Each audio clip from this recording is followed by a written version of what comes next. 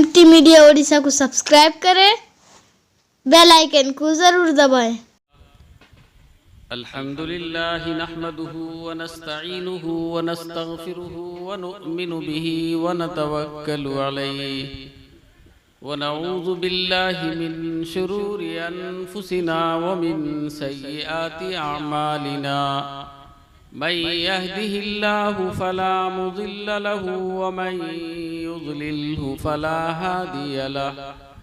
वनशहदु अल्ला इलाहा इल्लल्लाहु वहदहु ला शरीक लहु वनशहदु अन्न सय्यिदना व सनदना व हादियना व मुर्शिदना व मौलाना मुहम्मदन अब्दुहु व रसूलुहु अरसलहुल्लाहु तआला बिलहक्कि बशीरन व नज़ीरा वदाइयन इलल्लाहि बिइज़्निही व सिराजम मुनीरा। अम्मा बादु फ़क़द क़ाल अल्लाहु तआला अऊज़ु बिल्लाहि मिनश शैतानिर रजीम बिस्मिल्लाहिर रहमानिर रहीम। ऐनमा तकूनु युद्रिक्कुमुल मौतु वलौ कुन्तुम फी बुरूजिम मुशय्यदा। वक़ाल फी मौदिइन आखर कुल्लु नफ्सिन ज़ाइक़तुल मौत। वक़ाल अन्नबिय्यु सल्लल्लाहु अलैहि वसल्लम अक्सिरू ज़िक्रहा ज़िमिल्लज़्ज़ाति यानी अल-मौत।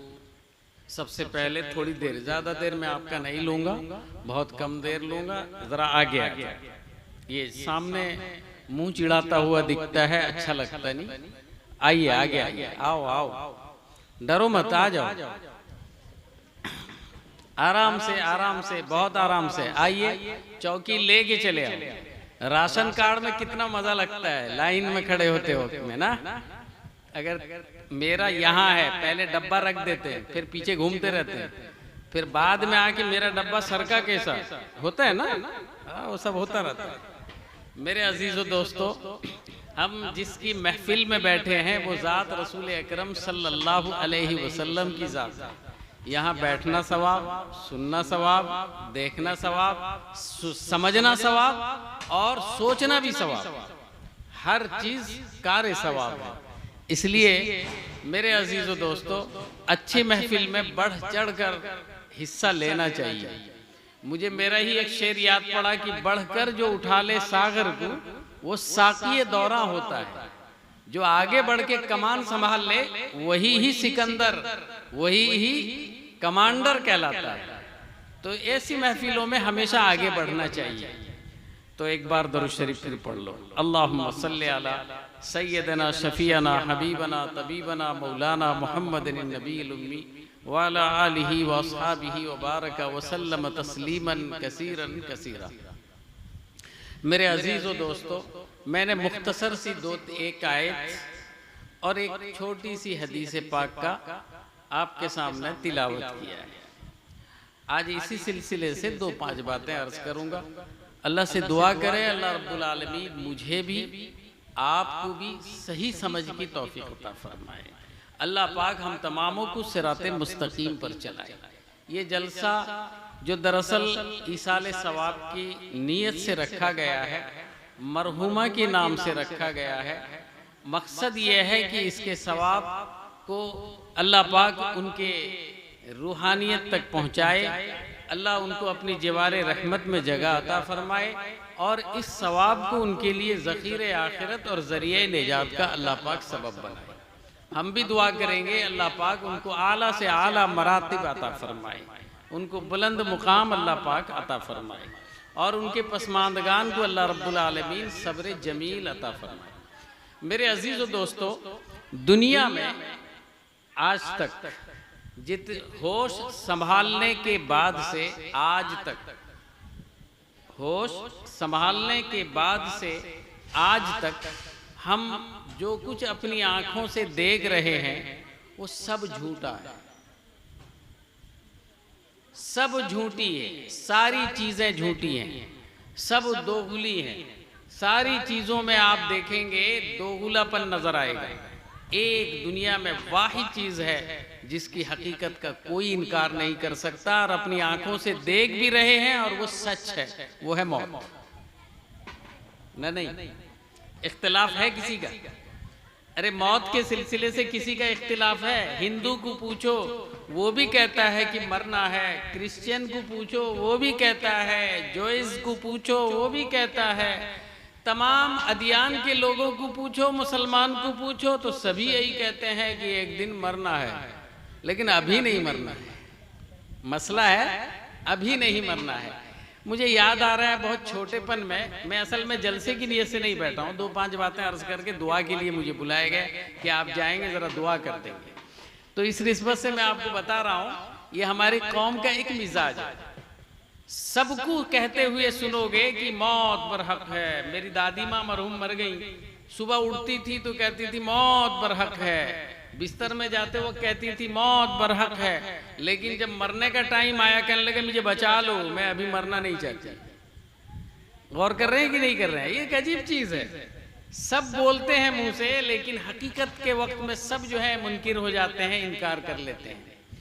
एक हाजी साहब थे हमारे यहाँ, सब लोग जानते हैं, नाम तो नहीं बोलना चाहता। बहरहाल हज में पहली मर्तबा निकले और निकलने के बाद सारे गांव वालों को बुलाया और कहा कि साहब जरा इसको हिसाब से रखोगे। हाँ, सब गांव वालों को बुलाया और इकट्ठा कर दिया और करने के बाद कहने लगे कि देखो मैं अब तो जा रहा हूँ हज में, सफर हज के बाद कोई ठीक ठिकाना नहीं, मेरी तमाम खताओं को माफ कर देना, मेरे लिए दुआ करना। उनमें एक साहब और भी थे जो बड़े मुंह लगे भी थे और उनके बहुत करीब के थे। कहने लगे कि मैं अल्लाह से ये दुआ करता हूँ अल्लाह तुमको हुँ ही रख ले। तो अब जो है वो मार गुस्से में उठ गए, कहने लगे थे आज भी मेरा मौत मनाता है।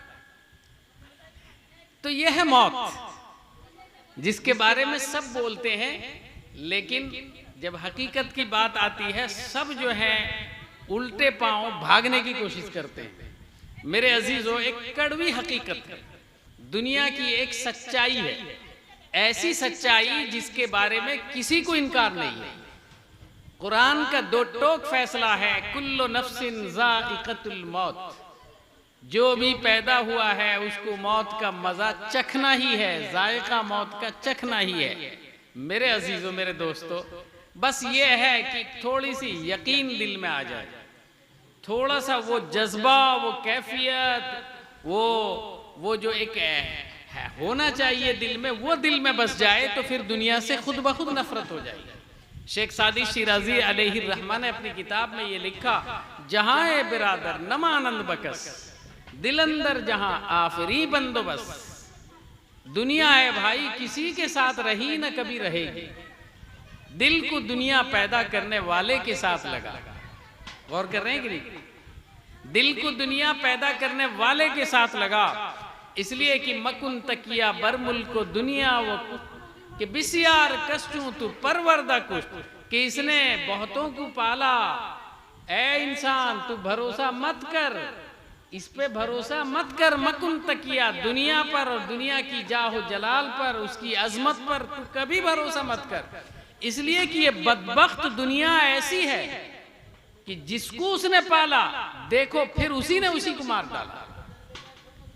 आज जिसके लिए तुम मर रहे हो, झूठ बोल रहे हो, जिसके लिए ये दौलत जमा कर रहे हो, जिसके लिए इज्जत हशमत दबदबा कायम करके जाने की सोच रहे हो कि कल आपकी रूह निकल जाए, पलक भी नहीं झपकेगा, अलमारी में पहले ताला डालो, पहले बैंक बैलेंस तलाशो, उसके बाद जो है पहले उनका कहां कहां खुफिया माल है उसको तलाशो। अभी करवट भी बदला नहीं गया होगा, बस करवट तो बहुत दूर की बात है, अगर सोच लिया कि इसका आखिरी वक्त है, घड़घड़ी लगी है, उसके बाद फिर देखो सब अपने अपने रास्ते पे, अबे पहले इसको देखो, पहले उसको देखो, पहले उसको देखो। अल्लाह के रसूल सल्लल्लाहु अलैहि वसल्लम ने इस चीज को मिसालों से वाज़े किया है। मैं आज आपको बताता हूं, जरा समझ लो मेरे अजीजों। एक दिन रसूलुल्लाह सल्लल्लाहु अलैहि वसल्लम बैठे हुए थे, सहाबा से कहा कि ऐ मेरे सहाबा, तुम्हें एक बात मैं बताता हूं। कह के बताने लगे कि 3 भाई थे, उनका एक भाई और भी था। तो ये भाई जब मरने लगा तो अपने बड़े भाई के पास गया, कहने लगा भाईजान तुम पूरी जिंदगी, मैं पूरी जिंदगी आपके साथ रहा, आपके झूठ में भी रहा, सच में भी रहा, करतूत में भी रहा, अच्छे में भी रहा, बुरे में भी रहा। जिस मामले में आप मुझे आवाज दिए मैं फौरी तौर पर हाजिर हुआ और वो हुक्म मैं बजा लाया। भाई कहने लगा हाँ बेशक, नो डाउट, ऐसा हुआ है, जब कभी भी तुमने बुलाया मैं आया। फिर क्या बात है, ना देख नहीं रहे हो, ये मेरा आखिरी वक्त है, मैं अब दुनिया से जा रहा हूं, अब सारी तमन्नाएं मेरी खत्म हो रही हैं, सारी आरजुएं खत्म हो गई, अब क्या करूं मैं, अब परेशान हूं कि वहां जाने के बाद मेरा ठिकाना क्या होगा, मैं परेशान हूं। इसलिए मैं तुम्हारी मदद के लिए आया हूं। भाई का भाई भाई होता है, ऐ मेरे भाई तू मुझे मदद कर।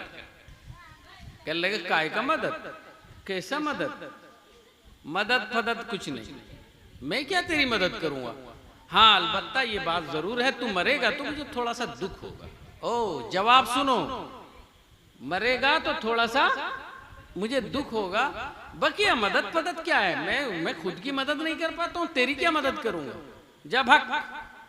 मायूस होके वो भाई आता है मजले के पास, कहता है मेरे भाई मैं तेरा भाई हूं, मुसीबत के वक्त में आकर खड़ा होता था, आज मेरा आखिरी वक्त है, जाने का टाइम है, तू मेरी क्या मदद कर सकता है। सुनने के बाद वो भाई जो है, जिसको उड़िया जबान में कहते हैं ना कुंभीरो कांदना, मगरमच्छ के आंसू बहाते हुए झुटमुटिया आंसू बहाकर कहता है भाई मुझे बहुत दुख होगा, तू जब मरेगा, नहीं तू मत मर, तुझे मरना नहीं चाहिए, तुझे मेरे साथ रहना चाहिए, मुझे बहुत दुख होगा, लेकिन ये बता वो दुख की बात है, मैं तो जा रहा हूं, मेरी क्या मदद करेगा वो बता। कहने लगा मदद क्या करूंगा, तेरे लिए कफन दफन का इंतजाम कर दूंगा, गांव वालों को इकट्ठा कर दूंगा, मस्जिद में ऐलान करा दूंगा, सारे लोगों को इकट्ठा लेकर तुझे कंधे में डाल के मट्टी के नीचे, मनो मिट्टी के नीचे दबा दूंगा, इतना तो कर दूंगा तेरा, आगे को आर नहीं, आगे की बात तुम मुझे मत कहो, बस इतना ही मैं तुम्हारे लिए कर सकता हूं, बकिया और मैं कुछ नहीं जानता। वो वहां से मायूस होके फिर तीसरे भाई के पास गया, कहने लगा भाई तू भी मेरी माँ की पेट का भाई भाई है, मेरी मुसीबत का वक्त है, तू मेरी क्या मदद कर सकता है, तू मेरी कर। इतना सुनते ही वो भाई जो है रो पड़ता है, उसकी आंखें लबलबा जाती हैं और उसके बाद लबलबी आंखों से आंसू गिराते हुए कहता है भाई तू मरेगा, मुझे बहुत दुख होगा, लेकिन तू घबरा मत, तू मेरी माँ का बेटा भाई है, माँ के पेट का बेटा भाई है तू मेरा, मैं तेरी मदद करूंगा, क्या मदद चाहिए तुझे कहो, ते मरेगा तो मैं तेरे साथ रहूंगा, कफन दफन में भी रहूंगा, जनाजे में भी रहूंगा, कब्र में भी रहूंगा, नकीरैन के सवाल और जवाब भी होंगे तो उस वक्त भी रहूंगा, हत्ता के तुझे जब हश्र में जाएगा वहां भी रहूंगा, तुझे जन्नत तक पहुंचा के छोड़ूंगा, तू मायूस मत होना, मैं तेरा भाई हूं, मैं तेरे साथ रहूंगा। मेरे अजीजों, मेरे दोस्तों, मेरा ख्याल है कि बात सबकी समझ में आ गई होगी। रसूलुल्लाह सल्लल्लाहु अलैहि वसल्लम पूछते हैं कि बड़ा भाई कौन था। साहबा जानते हुए भी या ना जानते हुए भी मिजाज है अल्लाह आलम कहने, अल्लाह आलम व रसूल, अल्लाह ज्यादा जानता है, उसका रसूल ही जानता है। अल्लाह के नबी पाक सल्लल्लाहु अलैहि वसल्लम ने ये कहा ये बताओ कि कौन अच्छा है, बड़ा अच्छा या मजला अच्छा या छोटा अच्छा। कहने लगे कि बड़ा अच्छा या मजला अच्छा या छोटा अच्छा, कौन अच्छा। कहने लगे बड़े की जहां तक बात है, बड़ा तो एकदम बिल्कुल बेकार है, इसको भाई बनने के लायक का भी ये नहीं, इसको भाई बनना ही नहीं चाहिए। छोटा मजला न मजला वो भी कमीना है, धोखेबाज है, उसने धोखा दिया। छोटा न छोटा जो है बहुत बढ़िया है, बहुत बढ़िया है, उसके साथ कभी अच्छा हुआ नहीं मगर वो सुलूक अच्छा करने जा रहा है, बहुत बढ़िया है। कहने लगे अच्छा बताओ बड़े भाई कौन है? कहने लगे नहीं जानते या रसूल अल्लाह। अल्लाह के नबी ने फरमाया सल्लल्लाहु अलैहि वसल्लम, आपने फरमाया बड़ा भाई उसका माल है। मेरे अजीजों गौर करो, माल क्या है? कुरान कहता है अल माल वल बनून ज़ीनतुल हयातुद दुनिया वल बाकियातुस सालिहात। ऐ लोगो, माल और दौलत ये तो सिर्फ एक जीनत है। जीनत जानते हैं?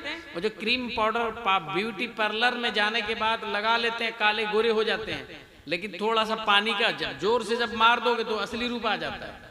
तो ये वही पार्लर में जाके जो चिकनापन आता है, चकमा जिसको कह लो या जीनत कह लो, मेरे अजीजों ये वही जीनत है। फरमाया कि माल, कुरान कहता है माल वल बनून, माल औलाद ये सब एक जीनत है। वल बाकियातुस सालिहात, रहने वाली तो चीजें बस वही नेकियां हैं। वो जो नेकियां हैं वही तुम्हारी काम आएंगी, ये सब कुछ काम तुम्हारे आने वाले नहीं। उसके बाद अल्लाह कहते हैं इन्नमा अमवालुकुम व औलादुकुम फितना। है लोगो, तुम्हारे लिए तुम्हारी माल, तुम्हारी औलाद एक फितना है। फितना, फितने का मतलब अरबी जबान में वो नहीं जो उर्दू जबान वाला फितना है। उर्दू जबान में फितना तो आप समझते हो, अरबी जबान में फितने का मतलब होता है आजमाइश, इब्तिला। अल्लाह अगर औलाद किसी को नहीं देता वो परेशान है, अल्लाह अगर किसी को औलाद देता है वो परेशान है, अल्लाह अगर किसी को तंदुरुस्त औलाद देता है वो परेशान है, किसी को बीमार औलाद देता है औलाद के तवस्सुल से वो परेशान है। दुनिया में देखो ना, जाकर गलियों में घूमो देखो, जिनको मिला है वो भी परेशान, जिनको नहीं मिला है वो भी परेशान। वो कहता है कि कभी कभी औलाद वाला कहता है मैं बांझ अगर बन के रह जाती या रह जाता तो कितना अच्छा होता। और वो जो जिनकी औलाद नहीं उनसे पूछो कि काश मैं अब औलाद वाला हो जाता तो कितना अच्छा हो जाता। सभी परेशान हैं या नहीं है मेरे भाई? तो कहने का मतलब यह है कि ये दुनिया की एक जीनत है, ये परेशानी का सबब है। फरमाया इन्नमा अमवालुकुम व औलादुकुम फितना, माल औलाद ये सब एक इब्तिला, आजमाइश है।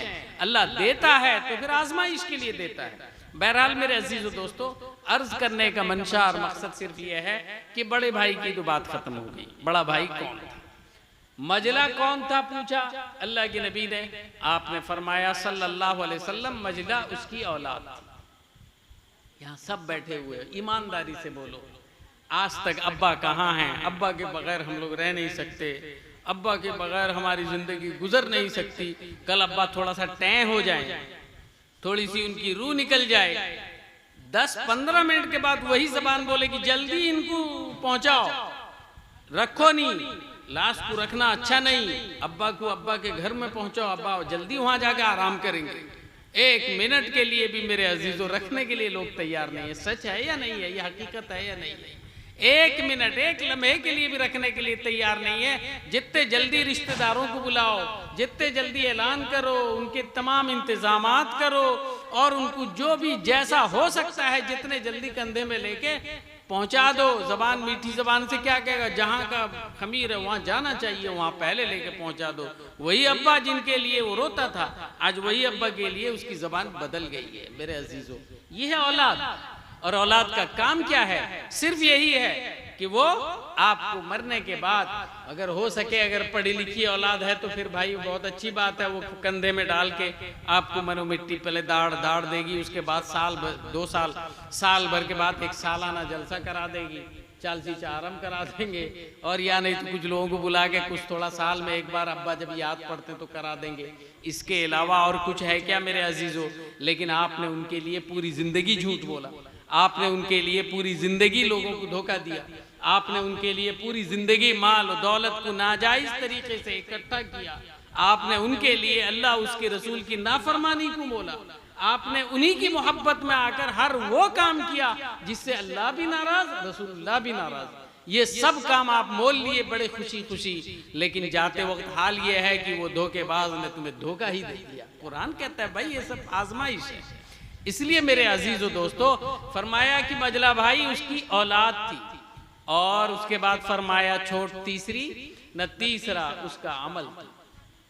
गौर करके देखो, जो करोगे वही पाओगे। माँ जो कुछ तुम यहाँ करके जाओगे वही आगे आने वाले दिनों में वहां पहुंचने के बाद अपने पीछे वही सारी चीजों को पाओगे।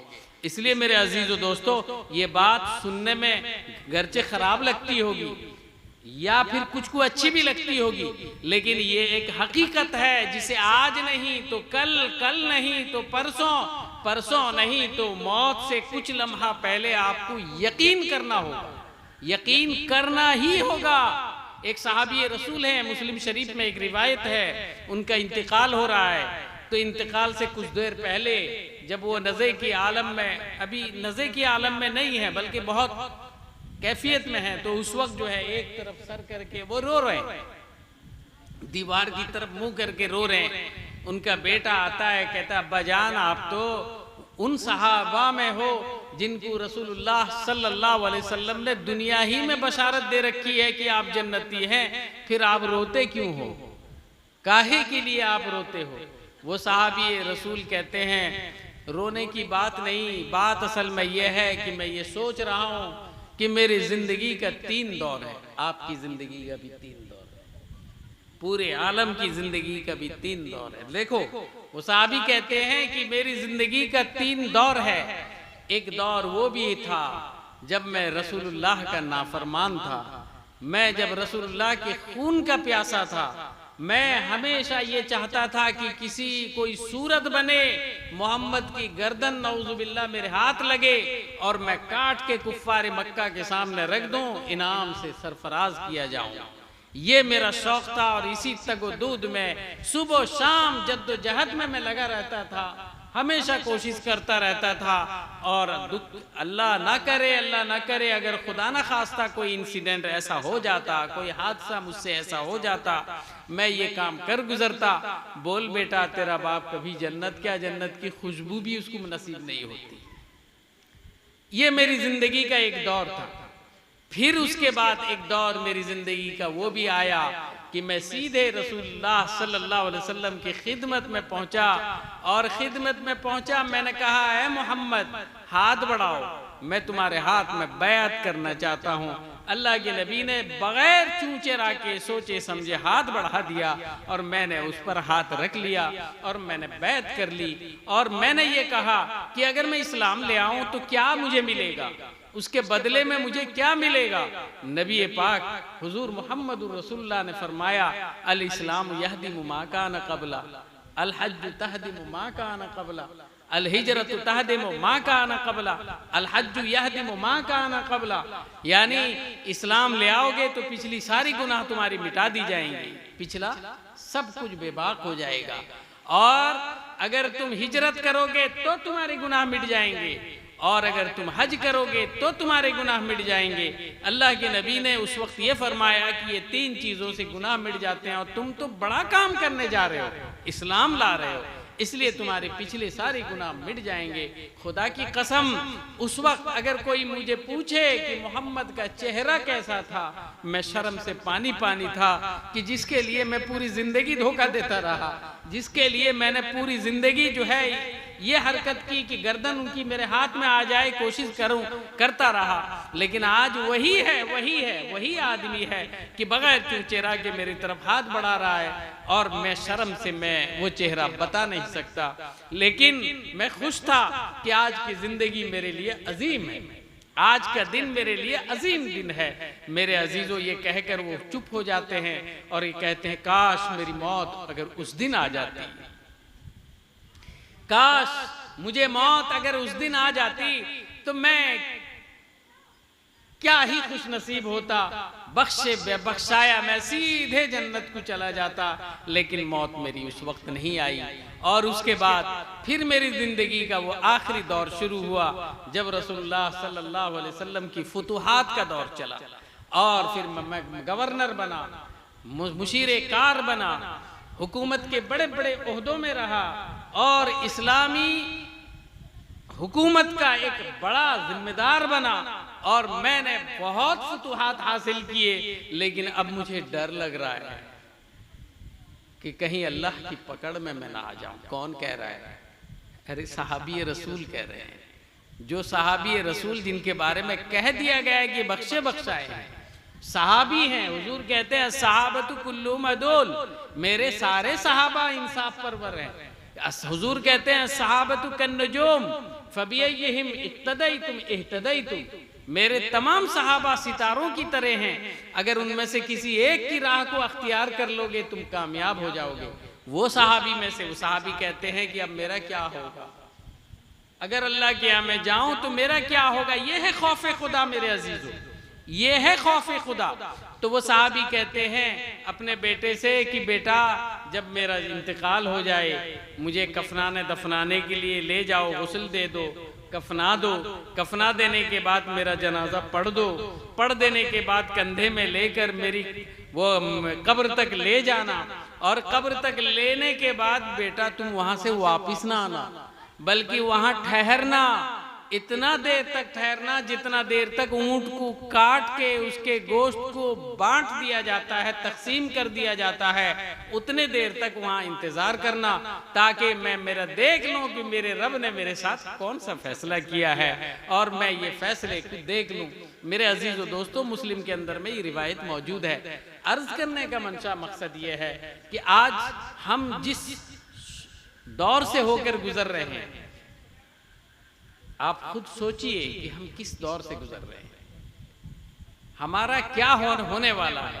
हम तो नमाज भी पढ़ते हैं मगर हमारा दिल साफ नहीं है, हम तो रोजे रखते हैं मगर रोजे की तरह, रोजेदारों की तरह नहीं, हम हज करते हैं मगर हज वालों की तरह नहीं, नाम नमूद वालों की तरह करते हैं।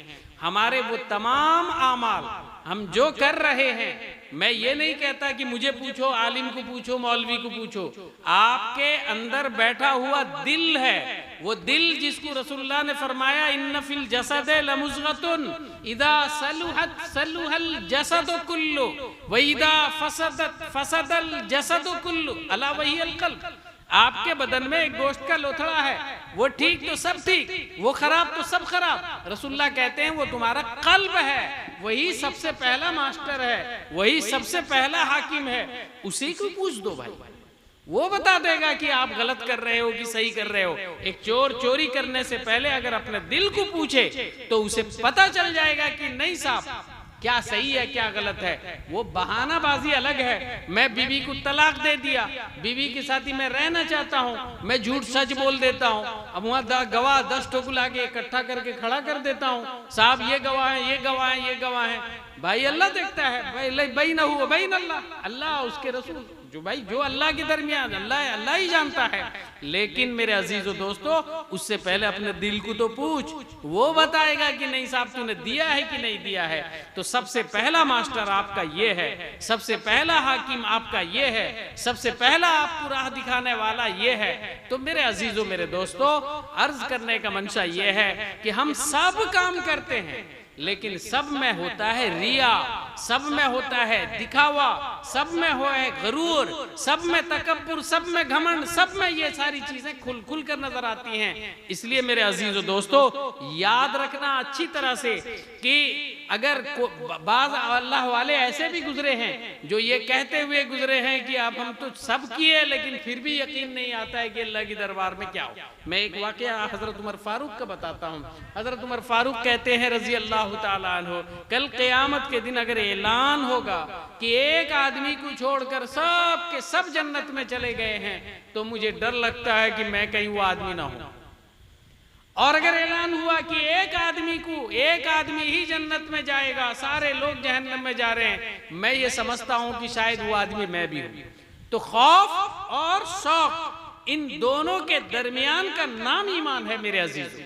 डर भी दिल में हो कि कहीं ये खराब ना हो जाए, और शौक भी हो, क्यों नहीं होगा, हम मुसलमान हैं, हम ऐसा करते हैं, करेंगे इंशाल्लाह। तो मेरे अजीजों मेरे दोस्तों, ये दोनों चीजें हमसे ना मफकूद हैं, खत्म हो चुकी हैं। ना शौक हम में सही तरीके से है, ना अल्लाह का खौफ हमारे दिलों में है। इसलिए मेरे अजीजों दोस्तों, ये जो महफिल मुनक़िद होती हैं बीच बीच में, खास तौर पर ये जो मौत की महफिल है, मैं बताया ना आपको शुरू में कि दुनिया में अगर कोई सच्चाई है, जिस सच्चाई का इकरार करने वाला हर धर्म का आदमी है, तो वो सिर्फ मौत मौत मौत है, जिसके बारे में हर एक को मानना है और मानता भी है कि यकीनन ये चीज है, जिसका इनकार कोई नहीं करता। ऐसी महफिल में बैठकर कभी कभी कुरान कहता है ना, इन्न फी ज़ालिका लइब्रतन लिउलिल अब्सार, ऐ लोगो, अहले बसीरत बसारत रखने वाले लोगों, तुम्हारे लिए इबरत है इसमें। तो थोड़ी देर के लिए सोचो, संजीदगी से रात की तन्हाई में बैठकर अपने कलेजे को पकड़ कर देखो, पूछो कि भाई इतने साल हमारी उम्र गुजर गई, अब दाढ़ियां पक गईं। एक दिन एक आदमी मलिकुल मौत से मिला और मलिकुल मौत से मिलने के बाद उससे कहा कि भाई तुम कितने बड़े बेइंसाफ हो, न क्या मतलब, न तुम्हें इंसाफ आता ही नहीं, तुम दुनिया में आते हो दुनिया के दस्तूर के मुताबिक आया करो, न मतलब ये है कि अगर कोई गांव में झमेला होता है तो थाने में वो एक जाके एफआईआर दर्ज करता है, एफआईआर दर्ज करने के बाद थाने से सम्मन आता है, फिर सम्मन आने के बाद बुलावा आने के बाद फिर वो थाना जाता है, फिर तस्फिया होता है। ये है या नहीं सिस्टम? तो हमारे दुनिया का एक निजाम है और तुम बिला बताए बगैर कुछ कहे जब पाते हो रात को दिन को धमकाते हो। अरे तुम बगैर बताए बगैर कुछ कहे बगैर नोटिस दिए तुम चुप्पे चुप्पे चले आते हो और जिसको पाते हो पकड़ के ले जाते हो, ये कौन सा इंसाफ है?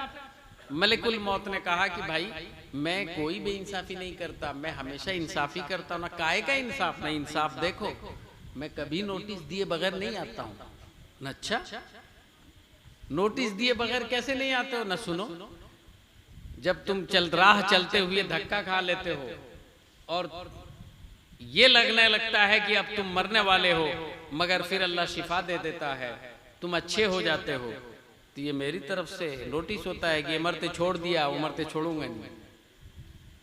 गौर करे कि नहीं करे?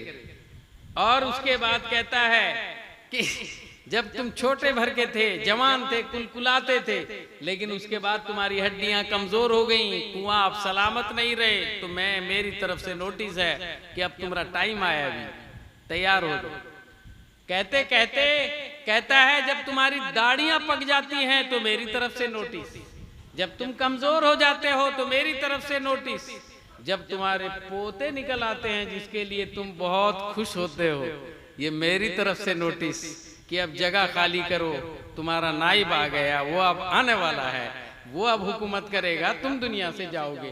तो ये सब इतने नोटिस देने के बावजूद भी ये बंदा ये समझता नहीं, तो मेरा क्या कसूर है, मेरा जब टाइम होता है मैं आके ले जाता हूँ। तो मेरे अजीजों दोस्तों, संजीदगी से बैठकर रात की तन्हाई में थोड़ा गौर करके देखो कि जिंदगी की बहुत बड़ी हमारी जो जिंदगी है वो यूं ही गुजर गई है, बेकार में गुजर गई है। एक बादशाह नसीहत करते हुए कहता है, गुलिस्तान शेख सादी में लिखा है कि वो मौत के कगार में था, मरजुल मौत में पड़ा हुआ था, दूसरे लोग दौड़े दौड़े आए, कहने लगे ए बादशाह है शहंशाह, तू खुश हो जा, न काय के लिए, न तू पूरी जिंदगी जिसकी जद्दोजहद में रहा, जिस मुल्क को हासिल करने के लिए कोशिश करता रहा, वो मुल्क तू फतह नहीं कर सका, मगर तू आज बिस्तरे मर्ग में पड़ा हुआ है और तेरे जो है लोग उसको फतह कर लिए, फातिहाना आ रहे हैं, लिहाजा तू खुश हो जा। वो कहता है खुश काहे के लिए, वो मेरे लिए काहे के लिए खुश हो, मैं काहे के लिए क्यों खुश हूं? अरे खुशी मेरे लिए नहीं बल्कि दुश्मनान अमरास, मेरे